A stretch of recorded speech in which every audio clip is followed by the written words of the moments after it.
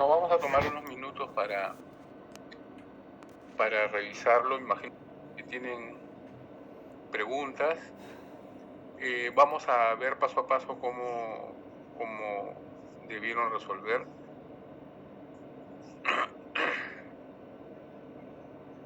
Y para los que no han salido tan bien, no se acaba la vida aquí. Vamos a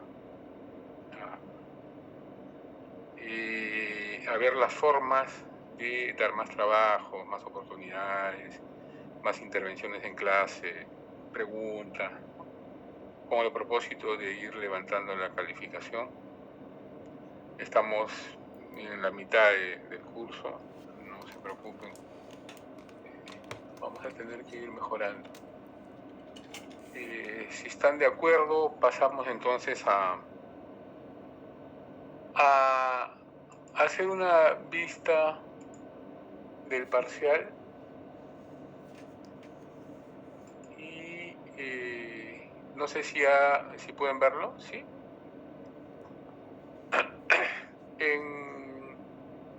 El examen tenía dos partes, ¿no? La primera de ellas constituía una serie de preguntas donde ustedes tenían que poner verdadero o falso. Eso está claro. En primer término, aquí han habido algunos errores garrafales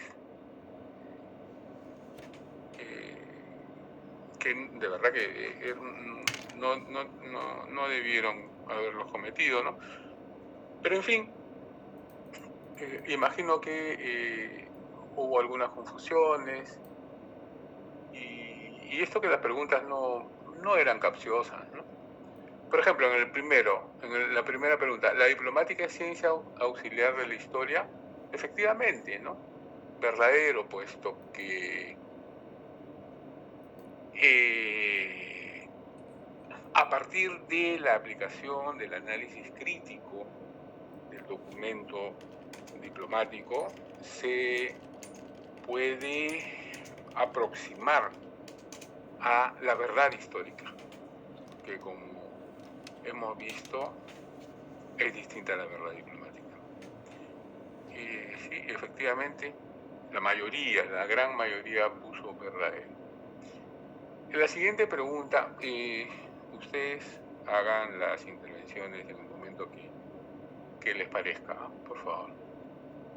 El documento histórico propiamente dicho tiene relación directa con la diplomática. No, esta afirmación no tiene asidero, ¿no?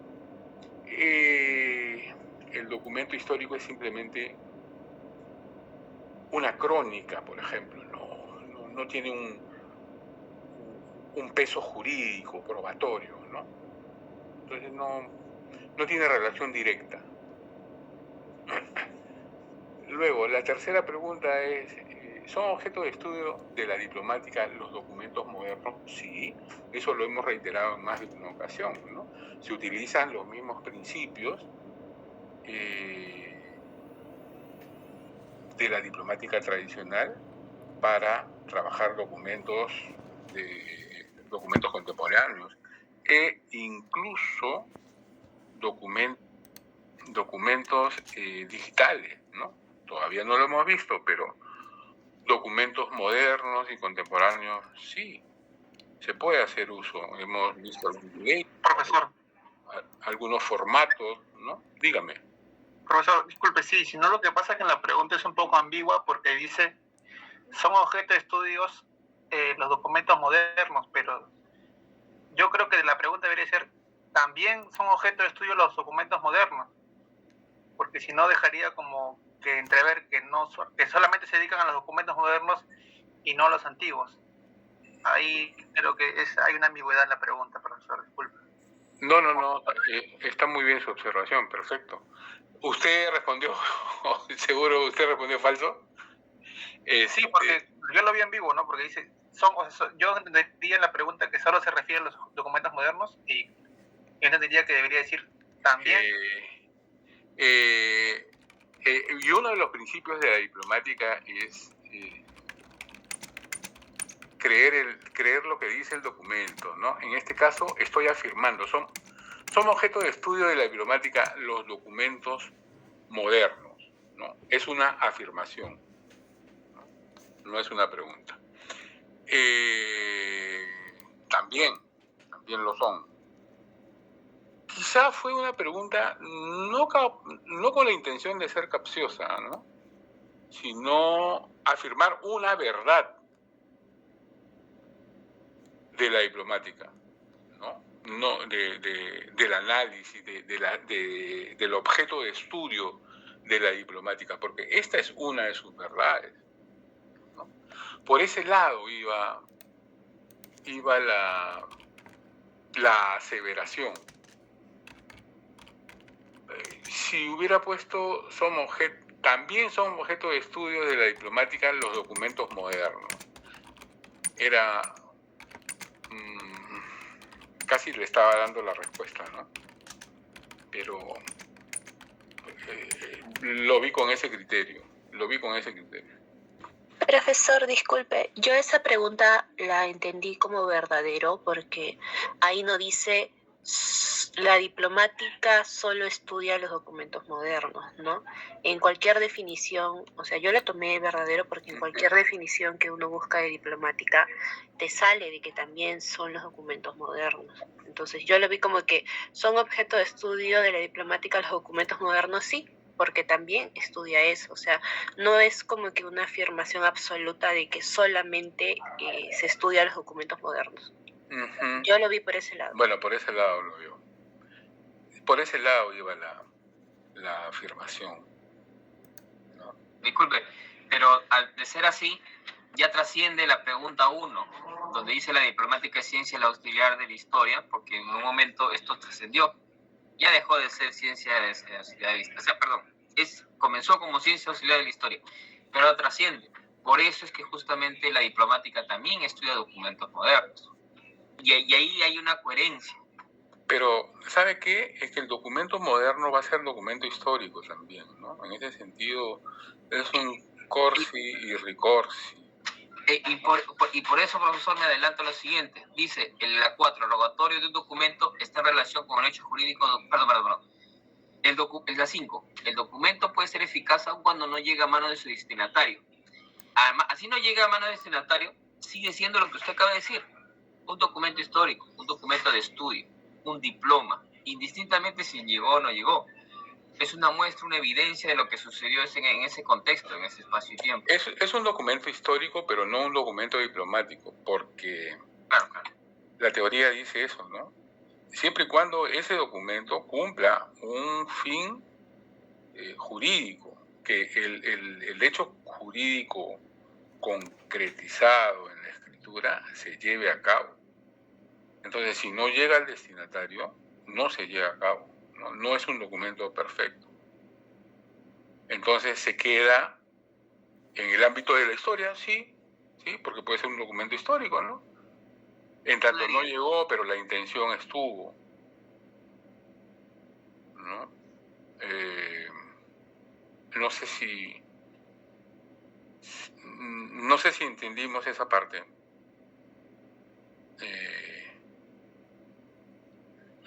¿Se puede explicar la de rogatorio? Porque ahí sí yo tengo duda. A ver. Entonces, vamos por partes y cucharadas. El documento histórico tiene relación directa con la diplomática. ¿Nos quedamos en esa o en la tercera? Son objeto de estudios de la diplomática los documentos modernos, ¿no? Eso ya lo hemos discutido. El punto 4, el rogatario. ¿Qué entendemos por rogatario? ¿No vendría a ser el escribano? El escribano, claro. El escribano, efectivamente. Entonces, el que materializa el documento está en relación con el hecho jurídico documentado, en tanto no es el autor, es simplemente el amanuense, ¿no? El que no tiene ninguna influencia sobre el hecho jurídico, solamente lo es una máquina de escribir, es una computadora, es un ordenador, ¿no?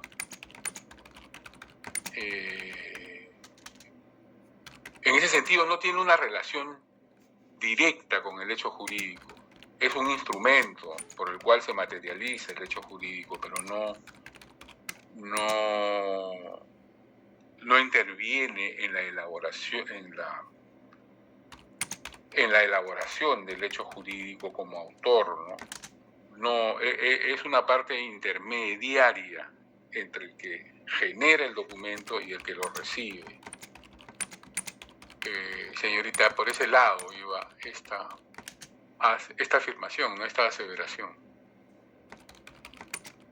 No está en Lo relación. que pasa es que en la pregunta 2 usted sí hace un énfasis en relación directa, pero en esta, por ejemplo, ahora está diciendo de que no lleva una relación directa, pero como ahí no dice relación directa, eso a mí me confundió, por ejemplo. O sea, yo sentí que de alguna forma sí está relacionado, porque obviamente, quieras o no, igual él está escribiendo el documento. Entonces... Sí, pero no interviene en la elaboración, ¿no? del hecho jurídico. Sí, en la factura, por supuesto. Pero es forzando la figura, es una herramienta. Es un robot al que le dicen que haga, ¿no? Él puede manejar los formatos, los formularios, ¿no? Las plantillas, pero más nada, ¿no? Por ese lado tenemos que verlo. ¿Sí? Entonces, la pregunta 5 ya la adelantamos un poco con la intervención anterior. El documento puede ser eficaz aun cuando no llegue a manos de su destinatario. Eso está claro que no, porque si no llega a manos del destinatario, no está cumpliendo la función o el objetivo para el cual ha sido redactado, ha sido creado, ¿no? El documento no está completando el círculo. La pregunta 6. La disposición o parte dispositiva es la más importante del texto documental. Eso está claro, ¿no? Todo el mundo ha respondido. Sí, profe. Eso está claro. Porque ahí precisamente está el meollo del asunto. Está el hecho jurídico propiamente dicho. Las demás partes solo le están dando eficacia. ¿No? Acá se dispone el hecho jurídico. Y la 7 dice, la fórmula es un documento modelo para la redacción de tipos documentales, para facilitar trabajo de quienes redactan o escriben los documentos, ¿no? Efectivamente, por ahí está también. Lo hemos mencionado, creo que en la pregunta 4. Efectivamente, ahí no han habido fallas tampoco. Entonces, esto en líneas generales, básicamente, servía para aprobar el examen. Estas preguntas servían para aprobar el examen, o gran peso, ¿no? En la segunda parte, sé que han entendido, aunque de verdad que son las partes del documento pueden llegar a ser un tanto pesadas, densas y trabajosas de comprender, ¿no? Pero por las respuestas tengo la certeza que han comprendido, ¿no? La intitulación, de verdad que la mayoría ha puesto de dominio o de... A ver, se me fue el nombre. Intitulación de... ¿Perdón? De Joaquín Pezuela. Sí, pero ¿qué tipo de intitulación es, no? Esa era la pregunta. Entonces, el autor es efectivamente Joaquín de la Pezuela, y a continuación menciona sus distinciones, ¿no? Sus títulos y sus cargos. Esa es una intitulación de dominio.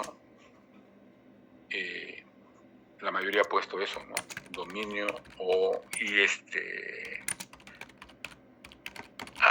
se me fue el nombre, el otro tipo de intitulación. ¿Ah? De poder, profesor. De poder, intitulación de... Bueno, en fin. Pero en líneas... ¿De legitimación? De legitimación, ¿no? Entonces, ambos he corregido con los puntos que corresponden, ¿no? En cuanto a la dirección, ¿a quién va dirigido? Está claro que es a la población en general, ¿no? Ahí han patinado un poco. Sé que la dirección puede traernos problemas cuando no está de manifiesto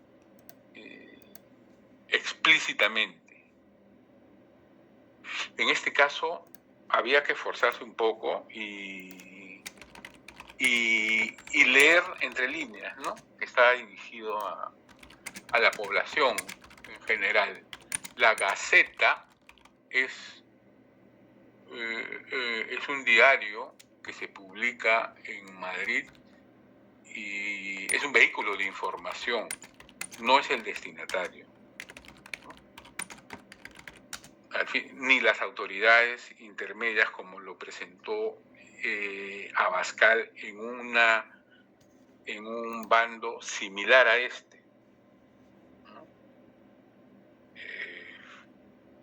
Que lo dirigió explícitamente a ciertas autoridades. Aquí no. Aquí hay que entender que es a la población en general, entonces es una dirección implícita, general, dirigida a un colectivo, ¿no? Y este grupo es el pueblo. ¿Cuántas cláusulas de qué tipo contiene? Solamente forzando la figura pueden haber dos preceptivas, pero es básicamente eso, ¿no? Que manda a oficiales de segundo nivel que se imprima y se publique, fijándose los correspondientes ejemplares que se circularán en la propia forma para su cumplimiento, dice. Bueno, básicamente esa cláusula existía. Profesor, ¿cuáles son los oficiales de segundo nivel? ¿Es implícito? Implícito, sí. Está ordenando que se imprima y publique a quienes corresponda, ¿no? A quienes corresponda.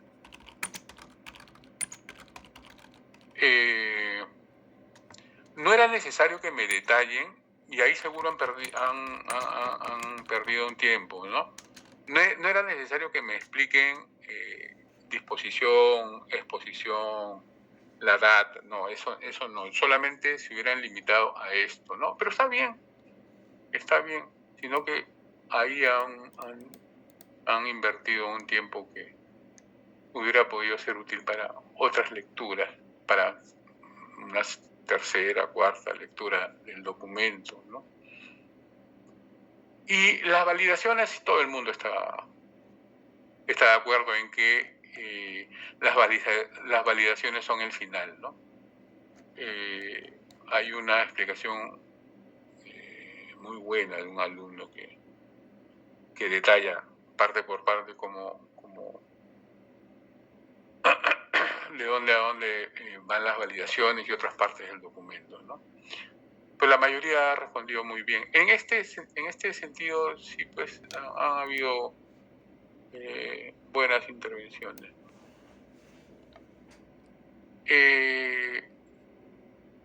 Como les repito, los que no están tan bien pueden estarlo. No va a haber ningún problema, vamos a dar oportunidades, se van a hacer trabajos. Está pendiente el trabajo grupal, está pendiente el trabajo del grupo 2.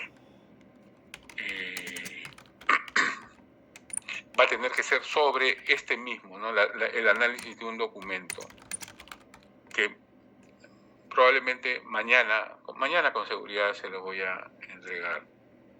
¿Ya? Profesor. Una cosita más. Los que han alcanzado bajas calificaciones podrían comunicarse conmigo, creo que tienen mi número, directamente para conversar sobre el tema. Ya. Sí, dígame. ¿No sería factible que nos envíe el formato, profesor? Y a su vez, profesor, creo que tiene mucho razón, profesor, pero hay sí, profesor, ahí, profesor, el detalle es este. Si usted pone en una ciencia auxiliar de la historia, es contundente, ¿no? Eso fue antes, ¿no? Por eso, pero ahora ha cambiado. Ahora también podemos hablar, profesor, de grafología y grafotecnia, porque si bien estudia hasta las letras del documento, profesor. Sí, entonces, claro, pero hablamos no, de esto. Pero yo no me acuerdo que el año 90 y tanto, profesor, por la policía llevé un curso de grafotecnia y grafología. Entonces, de 6 meses. Entonces, es por eso que me parece muy interesante cuando se habla de la diplomática y también cuando hace pues mención de los documentos modernos. Sí, está correlacionado, pero hay muchas cosas, profesor, que también así como están detallados, también debe poner pues no tipo de introducción que corresponde, no, que introducción corresponde a, ¿no?, de dominio, de tal. Entonces uno ya se va orientando, ¿no? Porque el examen, muchas personas, incluido mi persona que soy súper mayor, se pone pues un poquito incómodo, como decir nervioso, ¿no? Entonces lo sabe, ¿no? Pero se pierde en ese limbo, profesor, y por eso hay heridos, profesor, en este examen, profesor, no hay muertos, pero hay heridos, profesor.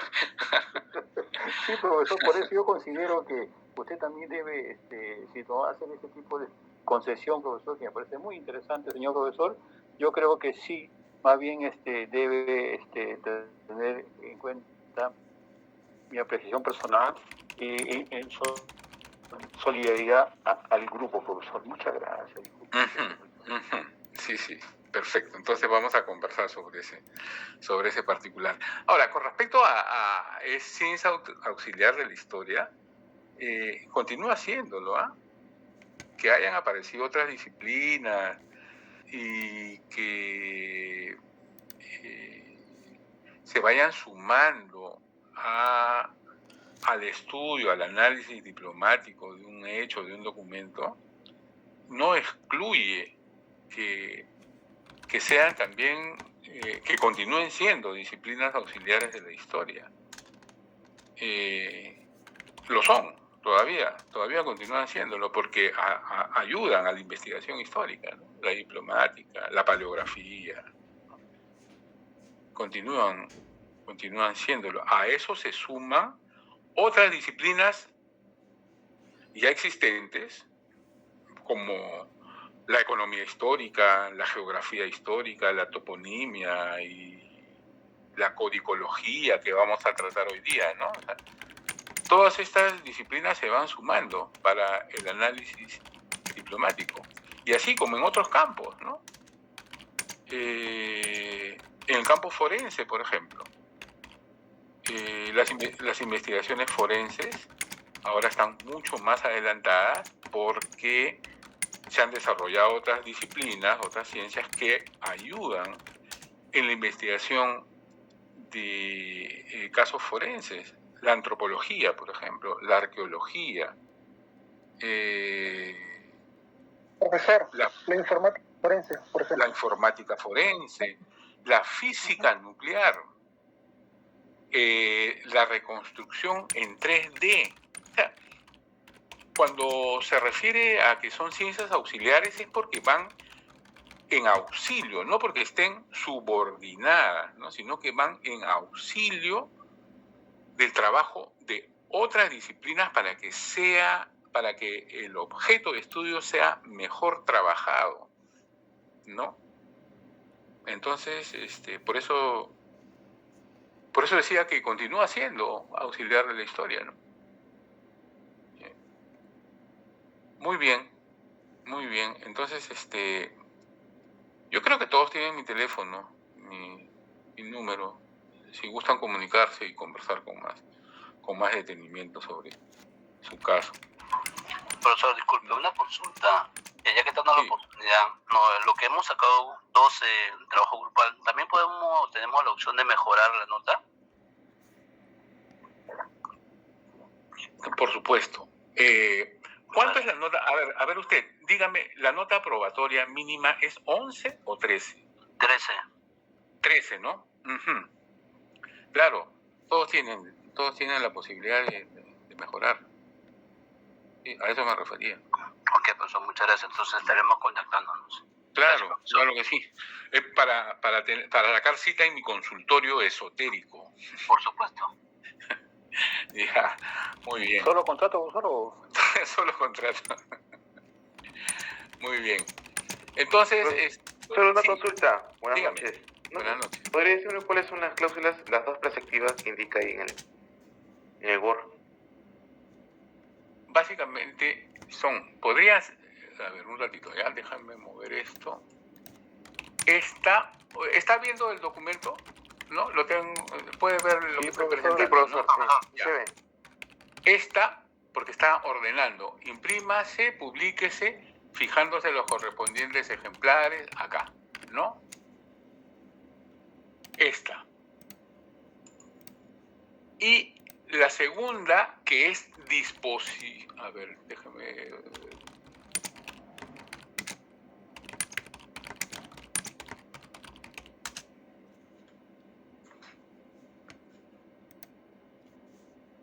Esta, ¿no? Ordeno y mando que en el mismo acto se haga notoria al público la falta de dichas augustas personas, o sea, la muerte de estos reyes, ¿no? Esto podría tomarse también como una cláusula. ¿Debería también cumplimiento? Esta podría ser de cumplimiento. ¿No?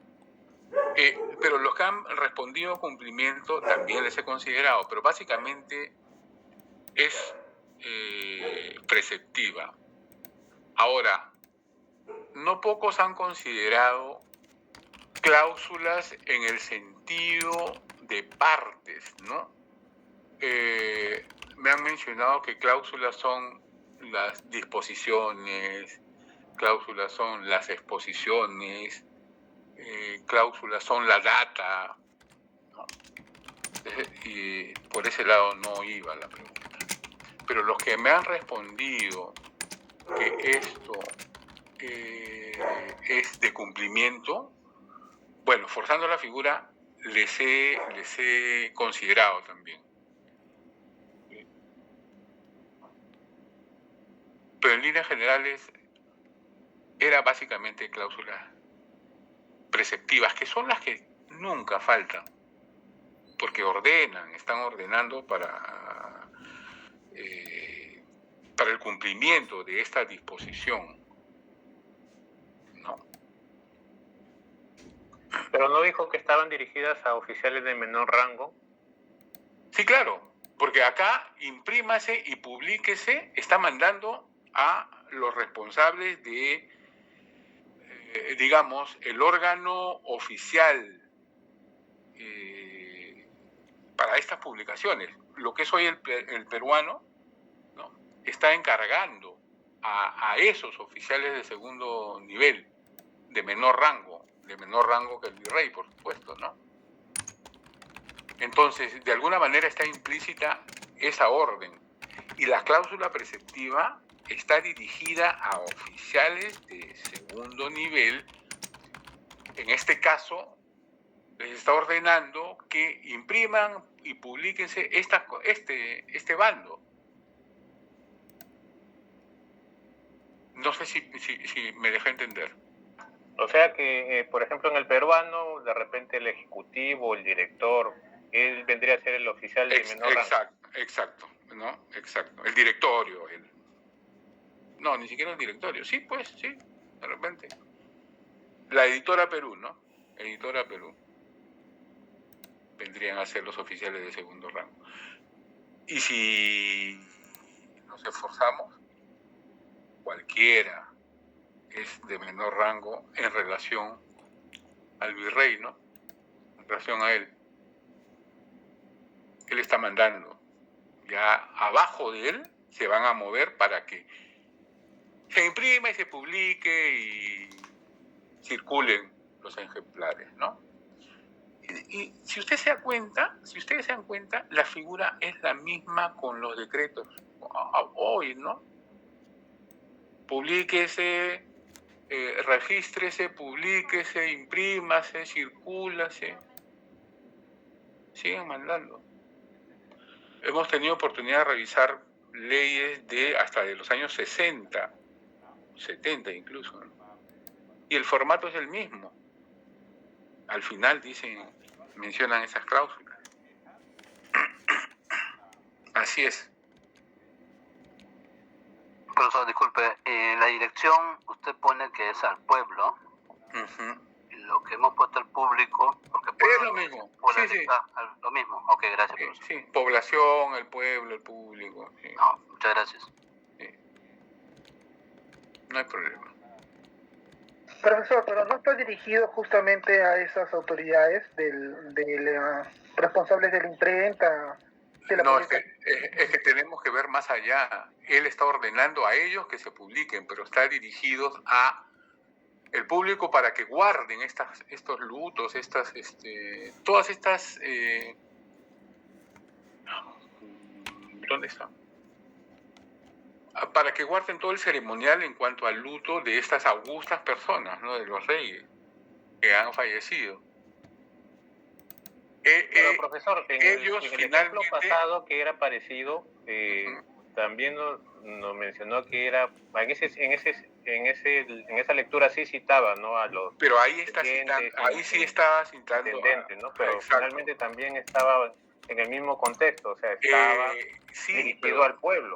Pero saben porque eran ellos los que iban a cumplir el tema de guardar el luto y las exequias por el tiempo de 6 meses. Pero en ese documento decía a los ilustres obispos, gobernadores y algo así, ¿no es cierto? El bando estaba dirigido a ellos explícitamente para que lo hagan cumplir. Y después al final había una cláusula que decía, imprímase, publíquese y tal. Aquí no está dirigido a ninguna autoridad, sino al órgano, digamos, de publicación para que el público se entere, ¿no? Este es un bando distinto, porque esto me imagino que se pegaría en todas en las puertas de los edificios públicos, ¿no? Los bandos tenían esa función. Ahora, creo que hay una diferencia de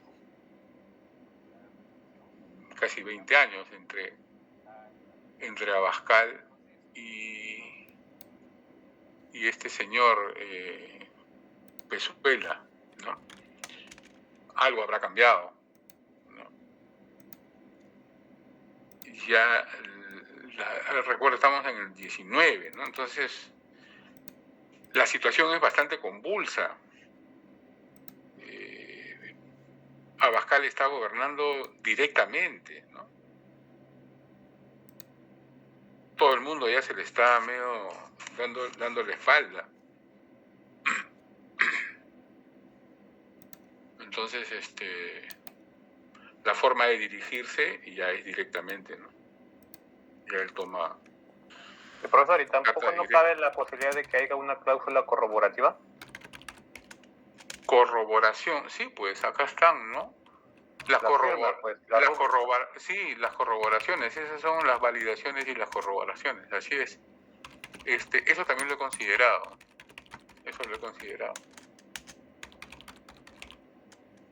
Así es. Existe.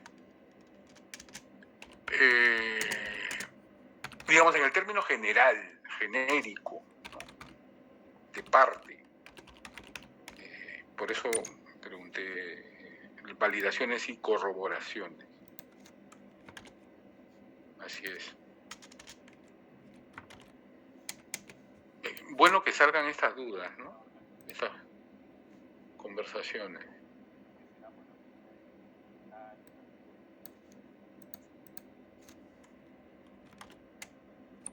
¿Hay más?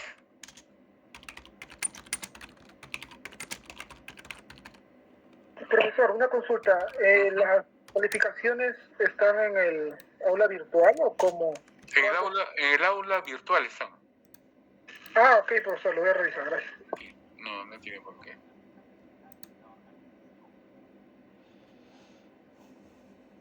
Entonces, pasamos a ver la clase de hoy.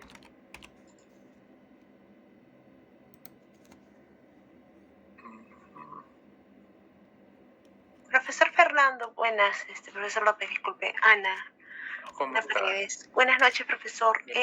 Estoy revisando el aula virtual y no veo las notas. Ni en sesiones, ni en trabajos y foros. En la parte de calificaciones está. Calificaciones. Ah, ya, ok, gracias. Gracias por la aclaración. Gracias, profesor.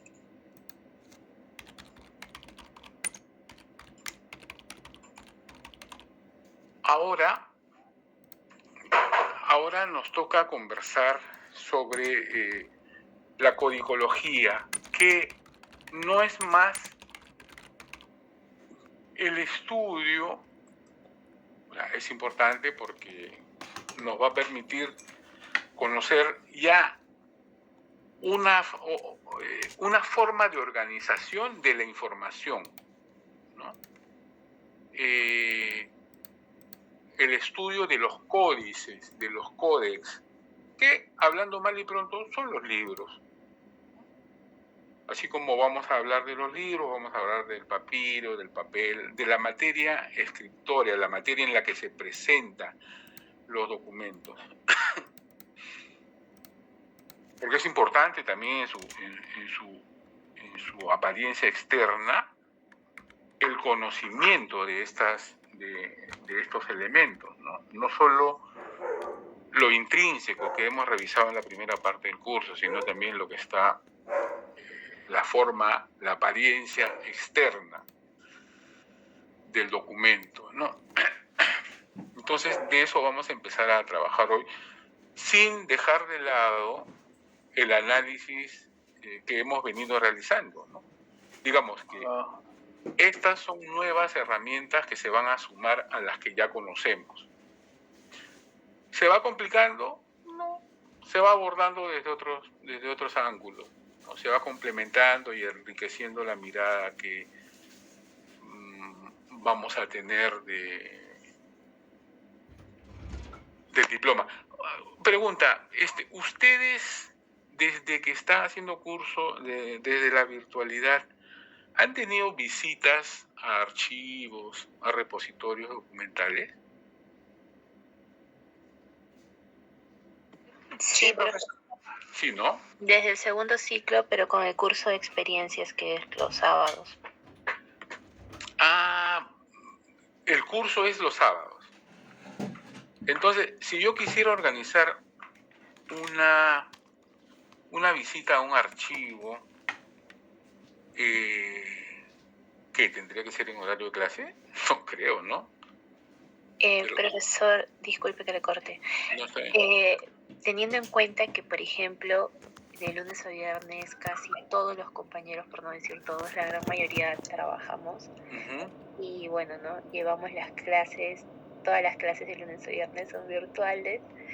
Y los sábados son los días en los que se presta justamente para hacer las clases presenciales, que no son siempre, pero en el curso de experiencias desde el segundo ciclo es que hemos venido visitando. Hemos visitado, por ejemplo, el Archivo General de la Nación, la Dirección de Archivo Intermedio, de Archivo Histórico. Ahora vamos a visitar, este sábado nos toca ir a Neoplásicas para ir al Archivo de Historias Clínicas.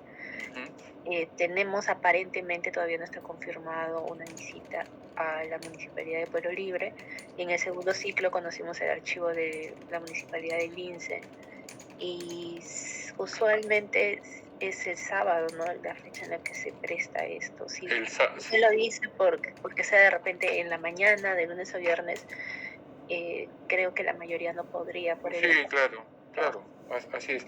Yo he organizado visitas también al archivo de la catedral y en alguna oportunidad han venido, hemos hecho la clase en la noche, o en la mayoría de las veces ha sido sábado, pero he tenido que canjear con otros cursos, he tenido que conversar con el profesor, o a través de la administración gestionaron. La delegada de experiencias está levantando la manito porque le quiere hacer una sugerencia. Profesor, buenas noches, disculpe, le comento que el ciclo pasado, en el curso de valoración, la profesora Dalila también quiso hacer una clase presencial con nosotros, y ella coordinó con el profesor Marlon para que se haga una clase presencial entre los dos. No sé si usted quisiera, le puedo brindar el número del profesor Marlon para que se comuniquen y puedan hacer una clase presencial. Ya, ¿y la clase presencial dónde la hizo? ¿En la escuela? Sí, en el mismo ENA, claro. No, perdón, lo hicimos en el archivo, en ADAI, en el archivo intermedio. En la dirección de archivo intermedio, sí. Claro. Sí, porque a mí me interesaría que vean el archivo que manejo, ¿no? Claro, profesor, sería muy interesante también para nosotros. Si usted gusta, yo le voy a decir también al profesor Marlon. Ya, creo genial. Que porque si es para conocer un archivo, sí, en realidad se complementa bastante con este curso que es de experiencias en situaciones reales de trabajo. Sí. Como dice la delegada del curso de experiencias, de repente ya por interno puede coordinar. Sería estupendo porque en esta parte del curso me gustaría que vean materiales, ¿no? Los sellos, tintas, el papel, el pergamino y estas cosas para que puedan... Bueno, me imagino que ya si han visitado algunos archivos ya lo conocen, pero aquí incidiríamos un poco más, ¿no? La teoría y la vivencia. Sería estupendo. ¿Y el profesor Marlon qué enseña? Experiencias formativas 4. Sí, estamos en la 4. Sí, el profesor, ya le pasé su teléfono, por si acaso. Estupendo. Ya. Entonces, profesor, disculpe, en el caso de los archivos de la catedral, esos archivos son un poco difíciles de conseguir el ingreso para verlo, no por lo restringido que son. No. ¿Sí? No, es simplemente una carta dirigida a una autoridad y se tramita. El problema es la paleografía. Uno puede ingresar, pero el tema es la lectura, la transcripción de los documentos, ¿no? Profesor, esa es la gran traba. Ok, magnífico, sería magnífico entonces. Muchas gracias, profesor. No, ¿de qué? ¿Me decía? Profesor, disculpe. Perdón, Jorge. Hola. Habla, Jorgito, habla, papi. Habla. Sí, Jorge, habla. Preguntaba por el archivo histórico donde había la posibilidad de ir. ¿Cuál era? El archivo de la catedral. Que no es el archivo arzobispal, es otro. ¿Dónde queda, profesor? Disculpe. Sí, el arzobispal está en Santa Catalina, ¿no, profe? Santa Catalina. El archivo de la catedral queda en la misma catedral. Disculpen, chicos, es que soy una recién bajada. ¿Esto queda en el centro de Lima? En el centro de La Lima. Plaza de Armas. En la Plaza Mayor, exacto. Listo, ahora sí me ubiqué en la Plaza de Armas. Gracias. No tiene por qué. Entonces, sí, pues, si han ido al Archivo General de la Nación, entonces la catedral está a un paso. Y y tendría que ser... ¿El sábado en qué horario tienen clase con el profesor Marlon? De las 9 de la mañana hasta las 12, hasta el mediodía. 12 y 10. Ajá, 12 y 10. Ah, ya, y complementaríamos, ¿no es cierto? Perfecto. Claro, profesor. Ya, muy bien. Ya, me voy a coordinar con él. Antes coordinaba directamente con la administración, entonces le enviaba una carta al director y explicándole los motivos y tal, entonces ya me autorizaba. Bueno, voy a conversar con él, ¿no? Para ver cuál es el camino más fácil, más viable. Muy bien, entonces pendiente de eso. Entonces, continuamos con nuestra conversación.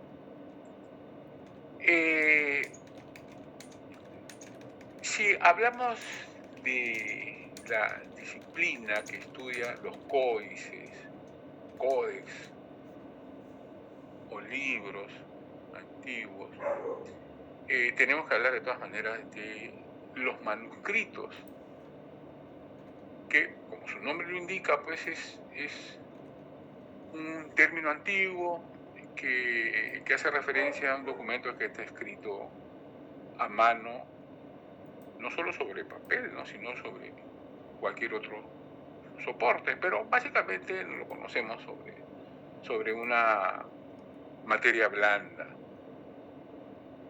A nosotros, en este caso, nos interesa lo que está escrito sobre el soporte denominado libro, llamado libro, ¿no? La codicología estudia este soporte.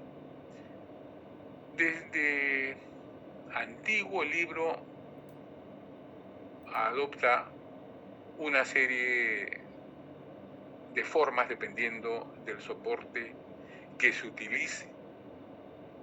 Pueden ser telas, cortezas de árbol, sobre piedra incluso, sobre cera, tablillas, sobre arcilla. Se unen estas caras y constituyen un códice, un códex, un códice. Pero el soporte más habitual, digamos, en la antigüedad es el rollo de papiro. Se va juntando un papiro con otro. Cuando trabajemos sobre papiro vamos a ver cómo es que se elabora y cómo se puede unir largas tiras de papiro, ¿no? Les decía que en la antigüedad el papiro era la materia escritoria más utilizada. Ustedes sabemos, es conocido la gran biblioteca que se crea en Alejandría.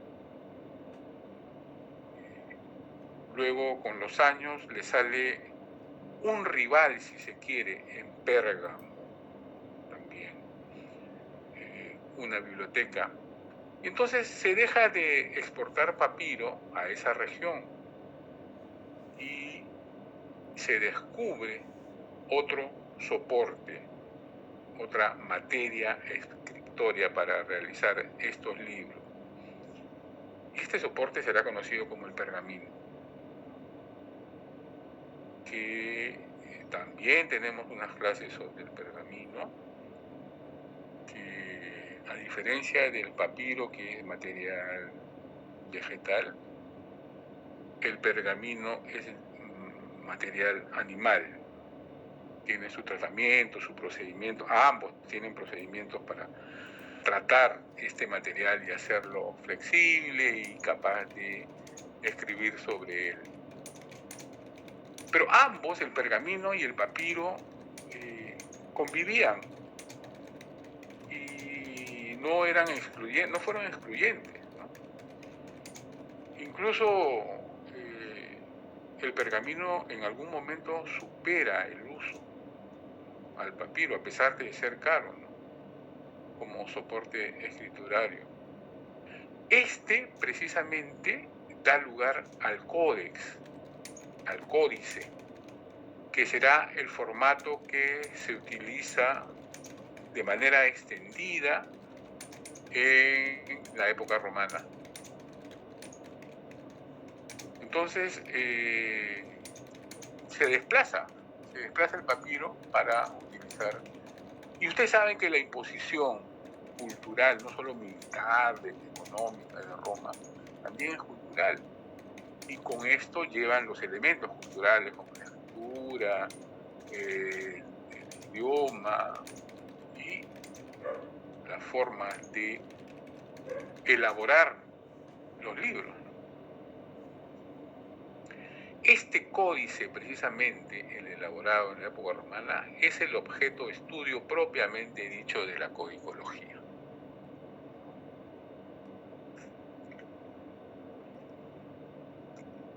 ¿Cuáles son las posibilidades que la codicología ofrece a la metodología? Códice viene siendo materia de estudio como instrumento de estudio del pasado del siglo XVI y XVII. Empieza esta curiosidad por trabajar códices romanos básicamente. Nuestros amigos Mabillon y Montfaucon, que son, digamos, los pioneros en alguna medida de la paleografía, de los estudios paleográficos y los estudios diplomáticos, van a ser las figuras claves para el desarrollo de esta nueva, por entonces, disciplina, la codicología. Entonces, finalmente, a mediados del siglo XX, la codicología ya se constituye en una ciencia que estudia los aspectos antiguos, los aspectos arqueológicos, es decir, se hace un estudio profundo, se empieza a hacer un estudio profundo de los códices. Entonces podemos hablar que a mediados del siglo XX ya la codicología se pone los pantalones largos y se organiza como ciencia. Hay un lenguaje para trabajar estos libros, hay publicaciones, hay científicos, todos los requisitos que necesita una ciencia para ser tal, ¿no?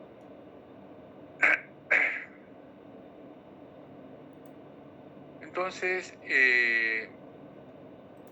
esta ciencia, constituida a mediados del 20, estudia el soporte que recibe la escritura, cómo se escribe sobre él, con qué instrumentos, con qué herramientas, qué tipo de letra se utiliza. Aquí la paleografía también se desarrolla, ¿no? Porque ella es la que nos puede identificar el tipo de letra, el tipo de escritura que se utiliza en los códices. Luego también la codicología estudia el cómo se realiza el soporte, cómo se constituye el libro a través de fascículos. Por ejemplo, los fascículos son cuadernillos con un número determinado, se lo digo de manera general, ¿no? Los fascículos son cuadernillos que siguen un formato determinado y que se van uniendo uno con otro hasta formar el códice, el libro. Y estos fascículos están constituidos por hojas, en su primer momento de pergamino, pero son muy quebradizas. Por eso es que se echa la mano en primer lugar se utilizaban papiros, ya no en forma de rollo, sino en forma de hojas, pero como son quebradizas y se pueden utilizar solo por una cara, cuando se descubre el pergamino se ve que es más práctico para la utilización del libro. En el pergamino uno puede utilizar ambas caras, ¿no? Y puede plegarse sin ningún problema. Y cuando se descubre el papel o se generaliza el uso del papel de celulosa o de tela o de trapo, pues esto es, la utilización es general, ¿no? Luego la codicología también estudia, ya les dije cómo se confecciona un códice, cómo está ornamentado el códice, porque no solamente se trata de escritura, ¿no? Y acá es importante, yo tengo imágenes, pero es importante verlas en vivo, con guantes, por supuesto, para poder tocar, sentir de alguna manera el material. Esta ornamentación es lo que conocemos como miniaturas. Y se llama miniaturas no porque sean pequeñas, sino porque el minium es un tinte rojo, es un tinte mineral, ¿no? Que se obtiene moliendo algunas piedras. Entonces, de ahí su nombre, ¿no? Entonces se utiliza esta tinta para ornamentar los laterales, los marcos de las hojas o las letras capitales. Yo tengo algunos ejemplos en esta presentación. Entonces, todos estos elementos ayudan al estudio de los códices, ¿no? Es bastante complejo, entonces, el estudio. No, de acá, de este curso, no vamos a salir expertos en el estudio de codicología, pero por lo menos vamos a saber identificar cuáles son estos elementos. Entonces, si estamos frente a un códice, lo vamos a reconocer sus partes, sus materias, sus herramientas para escribir, su conformación, ¿no? De eso se trata en este curso, ¿no? Entonces, pues, el codicólogo estudia esta materia, este libro, este códex, y sirve como fuente, efectivamente, sirve como fuente histórica de estudio. Nos informa sobre la forma de vida de la época, los conceptos, las estructuras mentales, las creencias. La mayoría de códices que básicamente se producen hasta el siglo XVI, XVII, porque luego ya la imprenta se generaliza, pues ya no hay escritura a mano. Con la imprenta el libro se divulga de manera más eficiente, ¿no? Y universal. Entonces, nos refleja un comportamiento de la sociedad también. Les decía que hasta ese entonces el gran tema de los códices es el tema religioso. Tiene un carácter religioso fundamentalmente, vinculado a las creencias.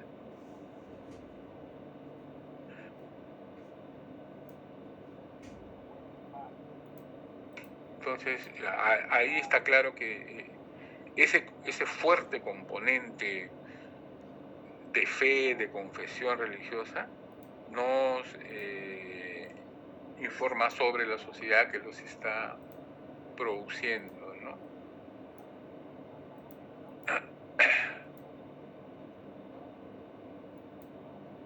El manuscrito como fuente histórica, ampliando un poco el tema, Hay una pregunta. ¿El archivo es para el historiador y la biblioteca para el filólogo? Filólogo es el que estudia la cultura de una sociedad a través de sus expresiones literarias y lingüísticas. Durante mucho tiempo se ha pensado que el historiador, su fuente es el archivo, y para el filólogo la biblioteca. Pero, sin embargo, esto trasciende. Por ejemplo, cuando digo acá, el medievalista recurre a manuscritos que están en bibliotecas, porque el medievalista se pensaba que era el historiador que solo acudía a archivos, ¿no?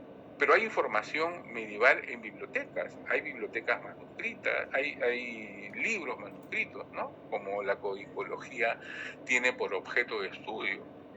Lo mismo el historiador moderno no solo trabaja con fuentes impresas que están en las bibliotecas, trabaja con manuscritos básicamente, ¿no? Incluso hoy. Y así, por ejemplo, en el siglo XVIII empieza en el mundo un auge, recuerden, la Ilustración, ¿no?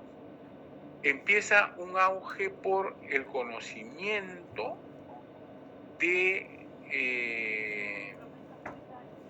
del hombre y de su entorno. Se realizan, pues, estudios, investigaciones, viajes, expediciones científicas alrededor del mundo para comprobar,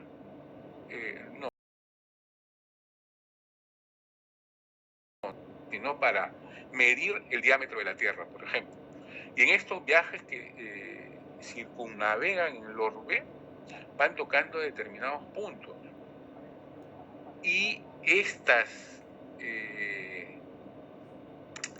estos grupos de expedicionarios están conformados por naturalistas, por botánicos, que van descubriendo nuevas especies vegetales, faunas, van describiendo minerales. Entonces se produce una serie y ellos van visitando estos puntos, estas regiones, estas zonas a lo largo y ancho del orbe, anotando, dibujando. Estas expediciones han producido una cantidad enorme de manuscritos científicos que han dado a conocer, pues, los aspectos diversos de la fauna, flora de Oceanía, de América del Sur, de África. Fundamentalmente son franceses e ingleses. Por el Perú pasaron grandes expedicionarios. Hay una expedición, no sé si ustedes han escuchado hablar de Jorge Juan y Antonio de Ulloa, la expedición científica francesa, aunque ellos son españoles, pero se incorporaron y describen, pues, estas tierras, ¿no? Humboldt y otros pertenecen, claro, más tardíamente, pero pertenecen a esta gavilla de gente, de científicos que está caminando por la Tierra. Y el siglo XVIII es el boom. El hombre, la sociedad, se vuelve más racional, está interrogando constantemente su actuar, su actividad, su ser. Entonces estamos hablando de una centuria bastante prolífica. Entonces, acá concluye esta filmina diciendo que durante todas las épocas encontramos materiales de archivo y de biblioteca utilizados y utilizables para el mayor conocimiento del hombre. Entonces, el códice amigos, es el conjunto, o mejor, se denomina el conjunto de folios rectangulares. ¿Por qué rectangulares? Porque luego se doblan, ¿no? De pergamino o de papiro, que se doblan formando cuadernillos, los que les mencioné hace un momento, y estos cuadernillos se utilizan para escribir. Los romanos, estos cuadernillos, al unirse por el medio, al ser cosidos, cosidos de coser, no de cocinar, llegan a constituir, unidos unos con otros, estos cuadernillos llegan a constituir el códice completo, o el libro, o el códex, que todos son para términos similares. Los cuadernillos o los códices de papiro fueron siempre raros, menos comunes, ¿no? Y por su carácter, pues, endeble, necesitaban un refuerzo en el lomo para evitar su fractura, su ruptura. Es un material persistente, perdurable, pero bajo ciertas condiciones, no para libro, como entendemos hoy en libro.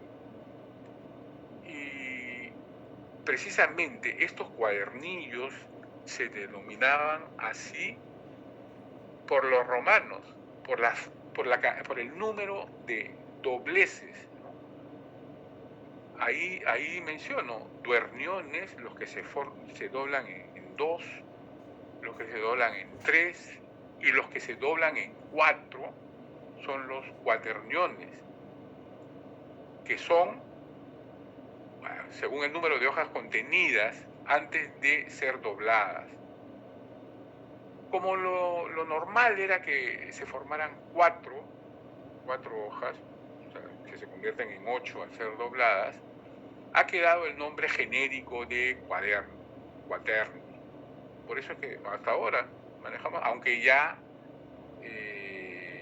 ahora pues tienen 100 de papel, son de 100, 200 páginas, ¿no? Pero en ese momento se fijó el término para denominar los ejemplares pequeños. Y aunque hoy tengan más hojas, pues se siguen denominando cuadernos. Pero ya saben, ese es el origen.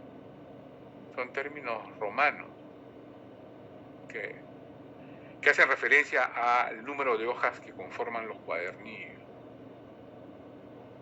Los códices de pergamino se escribían, como les dije, con frecuencia por ambas caras, no así los de papiro, que por lo regular solo se escribían en una de sus faces, de sus caras, ¿no?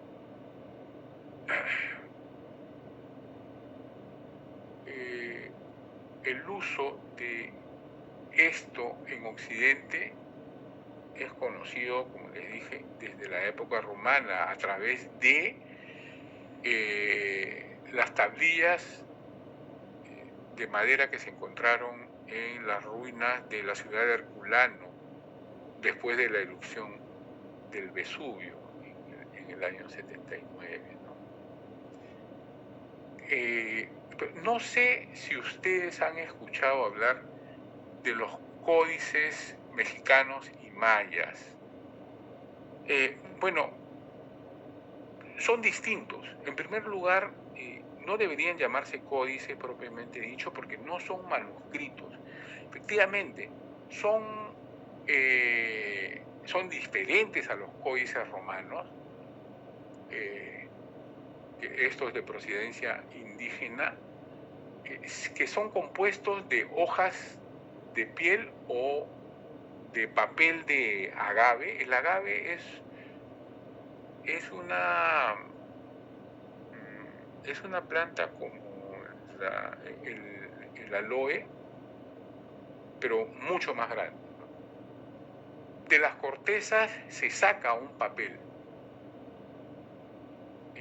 De la piel se saca este papel y se recubre con cal para blanquearlo, y sobre esa materia que se dispone de manera alargada y plegable, no en forma de libro, sino es como un gran lienzo largo al cual se le dobla, ¿no? Uno para adentro, otro para afuera. Les voy a mostrar ahora una imagen que tengo. Y aquí se dibujan escenas en el centro, no se escribe, no hay escritura. Recuerden que la escritura lo trae Europa en el siglo XVI, bueno, para Centroamérica a fines del siglo XV. Más o menos se van plegando como si fuera un mapa, ¿no? Como les dije, hay en México y los mayas, ¿no? En la península de Yucatán y en general en América Central. Estos tipos de códice, por eso pongo códice entre comillas, porque no son como la definición lo dice, contienen dibujos. Y estos dibujos pueden ser considerados como escritura jeroglífica, ¿no? Que no es propiamente una escritura, sino son símbolos o imágenes o figuras, una escritura figurativa. Entonces, volviendo al viejo mundo, algunos códices, les voy a presentar algunos códices que usualmente llevan el nombre por el lugar en el que se han encontrado o por la biblioteca en la que se guardan. Algunos por el propietario. Y estos son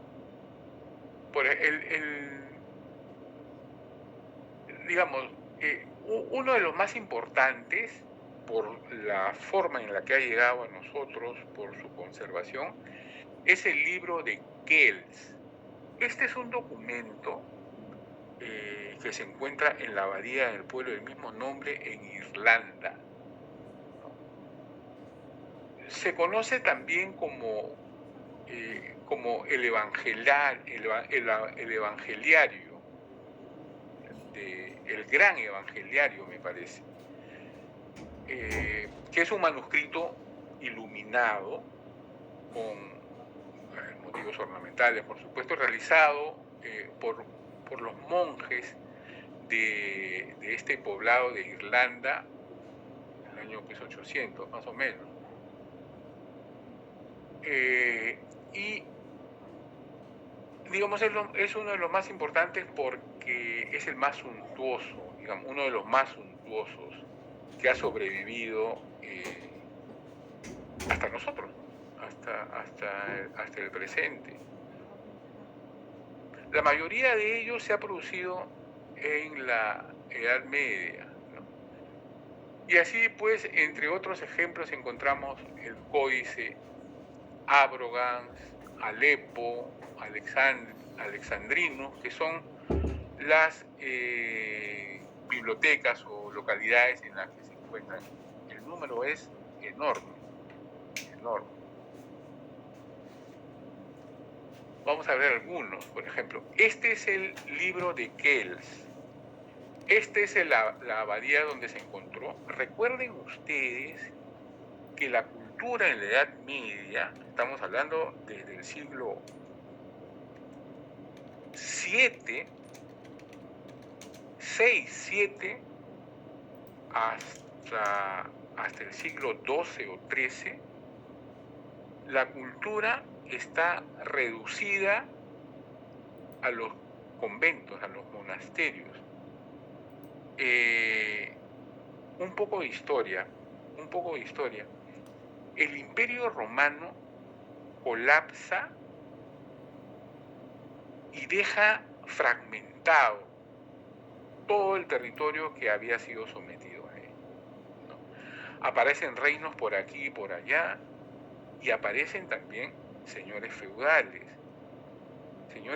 que son dueños de extensos territorios, que más adelante van a ser los países que hoy conocemos, los reinos que luego en el siglo XVII y XVIII se consolidan y hoy son los países, ¿no? Entonces, y la iglesia también se constituye en grandes feudos, tienen propiedades, si los señores feudales laicos tienen castillos para defender a sus poblados, el clero tiene sus conventos, sus abadías, donde se reduce, y estas abadías tienen sus bibliotecas, y los monjes se constituyen en el último reducto de la cultura occidental. Ahí mantienen la escritura y todo el arte. Por eso son importantes las bibliotecas de estas abadías, ¿no? Que a diferencia de los castillos pocos tenían biblioteca y eran simplemente la casa y la fortaleza del señor feudal, las abadías, como esta de Kells, son el reducto de la cultura y servían también como protección del pueblo. El pueblo vivían aislados, desaparece el comercio, desaparece la moneda y se desarrolla una economía de subsistencia, ¿no?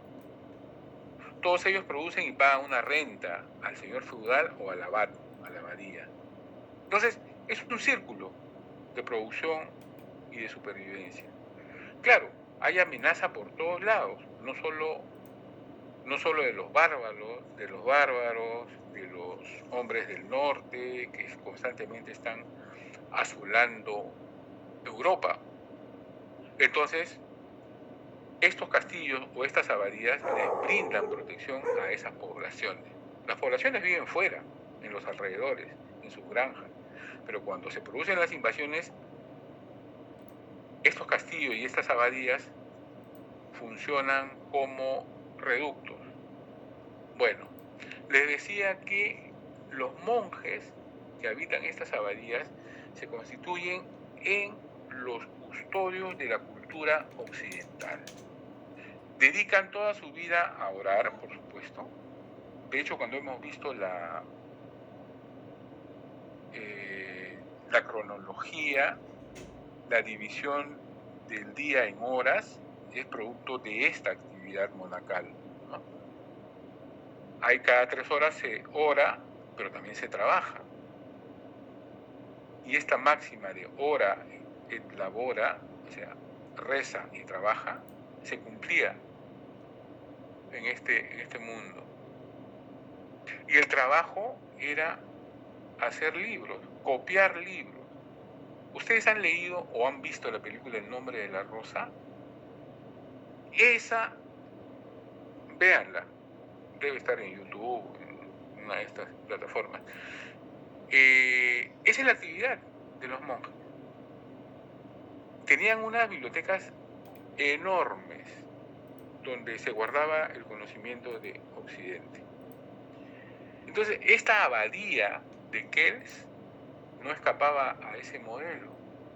Y en esta abadía encontramos este libro, preciosamente ornamentado. Es un evangeliario. Aquí, en esta tapa, vemos a los 4 evangelistas. Este señor que tiene alas es Mateo, ¿no? A ver. Este es el buey, este es el toro, ¿no es cierto? Este es Lucas, este es un águila, este es Juan. Este no logro ver que es un león. Si es un león, es Marcos. Y si el apóstol está acompañado de un ángel o de un hombre es Mateo. No logro ver bien qué tiene, pero estas son las imágenes de los 4 evangelistas. Nuevamente, son códices cuya temática es religiosa, los evangelios, básicamente. Y esta es la forma en que se ornamentan, ¿no? Se iluminan.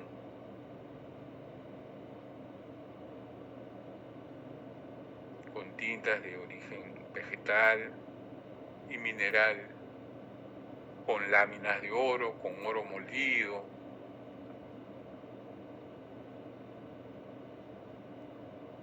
Ese es el trabajo que hacen ellos. Y les repito, no es miniatura porque son pequeñas, sino por el minio, que le da el tono rojo. Este sigue siendo el libro de Kells. Y este es un códice. Efectivamente estamos acostumbrados a los códices de material blando, pero en su origen fueron así, de cera, tablillas de cera que pueden estar unidas 2, 3 o 4 conformando un códice. Y con este punzón se escribía luego se pasaba una paleta, una espátula, y se borraba todo y se volvía a utilizar nuevamente. Esto es antes, y aquí, ¿no? Lo mismo. Y se unían, este es para que vean la unión, cómo se iban a unir una y otra tablilla.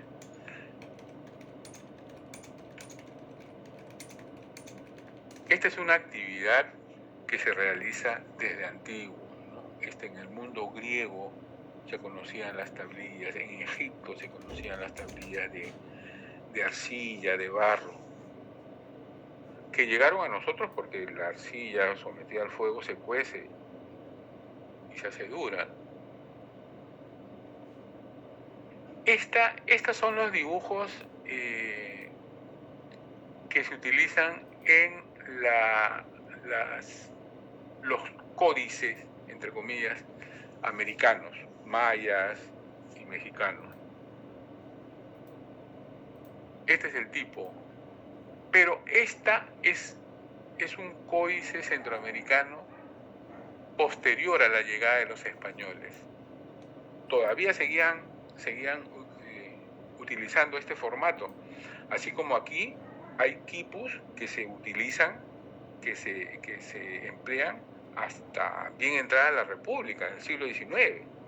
De hecho, a principios de año fue declarado un quipu peruano como patrimonio de la humanidad. Pertenece a la época republicana. Entonces, esta producción continúa realizándose. Esta manifestación de un tipo gráfico sigue realizándose incluso después de la llegada de los españoles. Este es el código Abrogans, que, como dice la diapositiva, es una especie de diccionario del latín al alemán. Es el más antiguo códice que se conserva. Ahí están los años. ¿Y por qué se llama Abrogans? En este caso, no por el sitio donde se encuentra, sino porque al ser un diccionario, la primera palabra es Abrogans, que significa modestia o humildad. Este es del códice Alepo,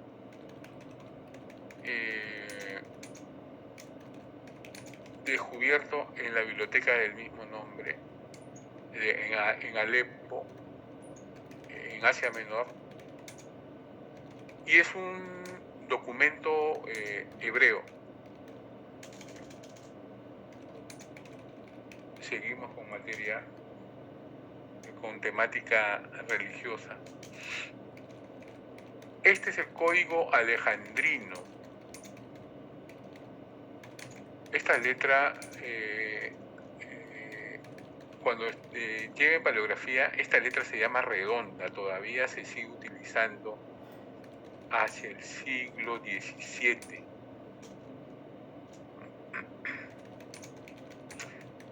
Materia religiosa también, el Nuevo Testamento.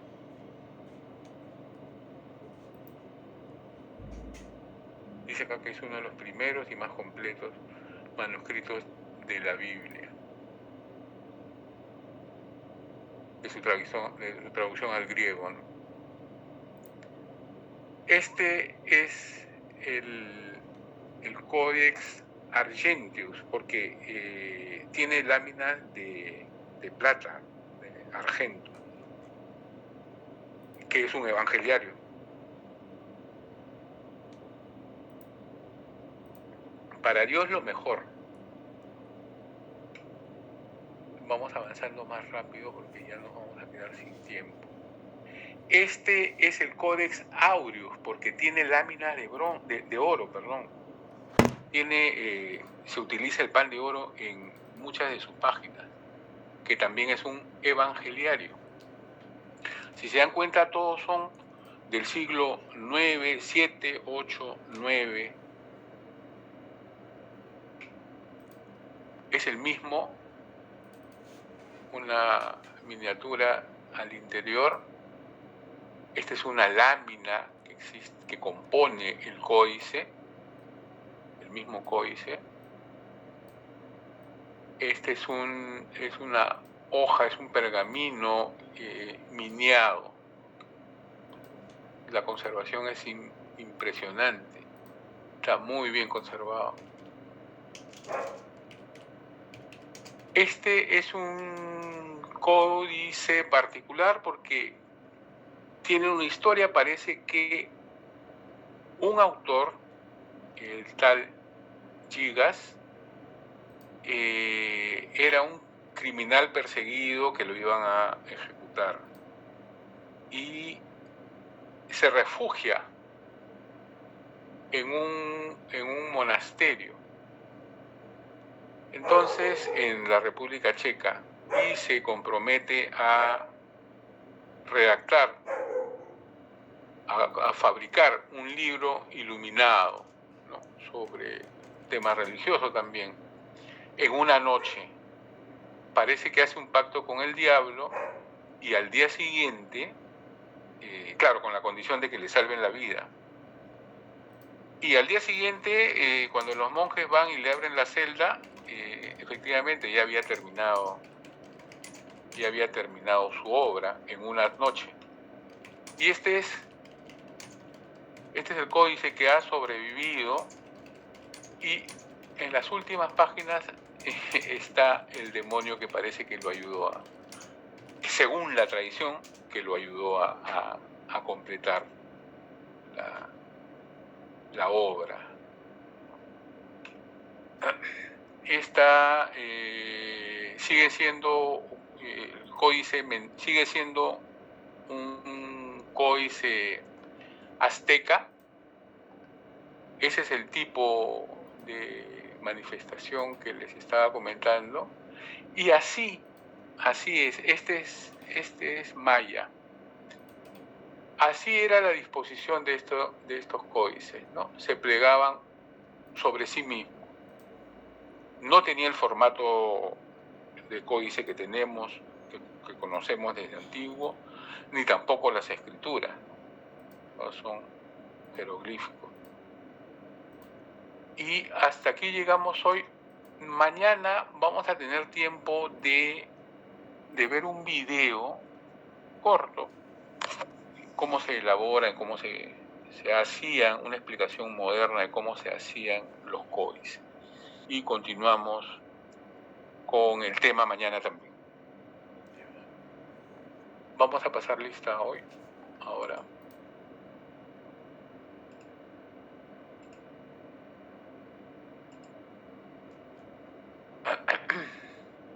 ¿Alguna pregunta? Mientras tomo lista, ustedes vayan pensando. A ver, ¿cómo es esto? Ya.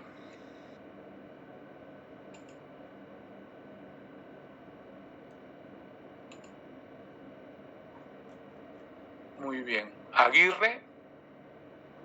Profesor presente, buenas noches. Buenas noches. Agurto. Presente, profesor Fernando, buenas noches. Muchas gracias. Anchelia. Presente, profesor, buenas noches. Gracias, señorita Anchelia.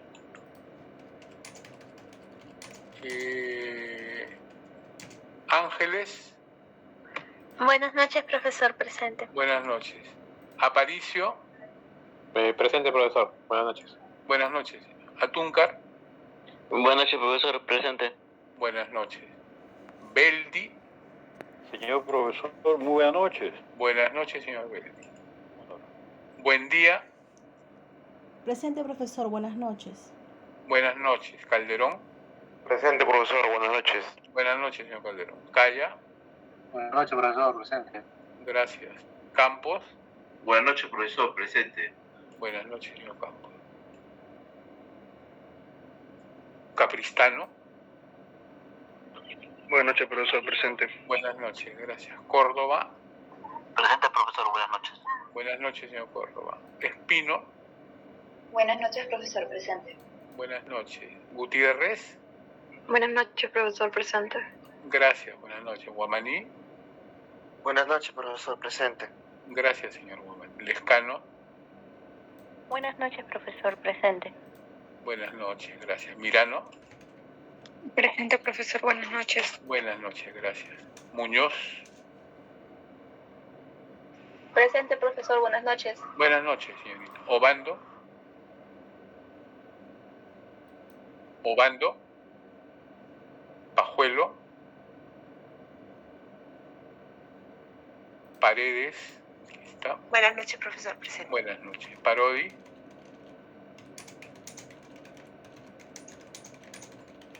Ramos.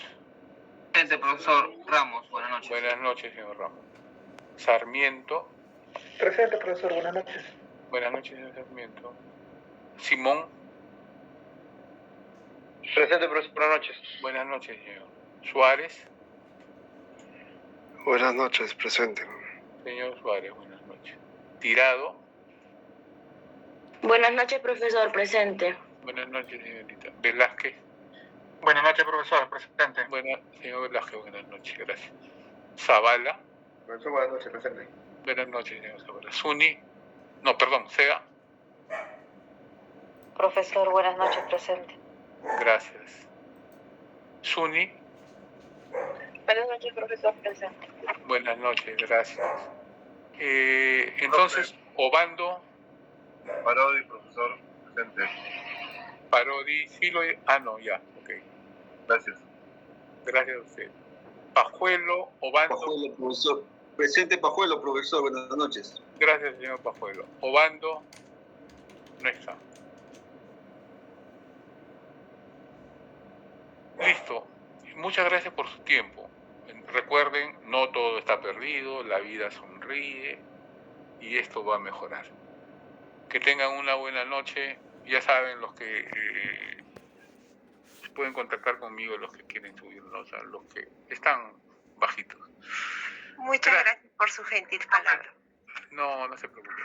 Buenas noches, profesor. Hasta mañana, señora. Hasta mañana. Gracias, profesor. Buenas noches. Gracias, buenas noches.